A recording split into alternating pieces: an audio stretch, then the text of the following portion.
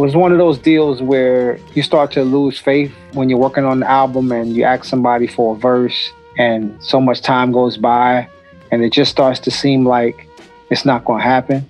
We linked at the Montreux Jazz Festival in June of 2011. I actually performed two of the songs from that album. They weren't mixed or anything, just because I wanted him to hear the joints, you know, what I was working on. And he came on stage and everything. Like, he's like rocking on stage while I'm performing the record to his beats. And then after the show, I went back to his hotel room and I played him the whole album. And I was like, you know, it'd be dope if you could get on the joint. The last line in my verse where I said, I bust on that towel that you're throwing in.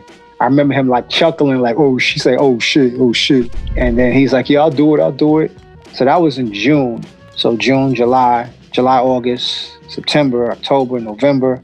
For those who don't know, he's not necessarily known to be the most reliable guy. Like, he's communication can be a little difficult, you know. Yeah, so I told my partner, I was like, yo, man, you know, if I don't hear nothing by January, man, we're just gonna put the album out without his verse. At that point, I had already had Big Daddy Kane's verse. I feel like it was like mid to late January. His cousin was like, yo, I spoke to him.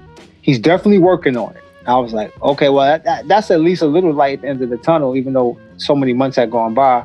And I want to say February 15th or so, he sent the verse. And to my surprise, it wasn't just like a throwaway verse. It was like he wrote specific bars about me, about what the album was about. He talked about the show that me and Marco Polo did with him at the Montreux Jazz Festival. I was glad I waited because that meant more than him just giving me a verse about whatever, just rhyming about whatever. Like, he wanted to write something specific, which made it more meaningful to me.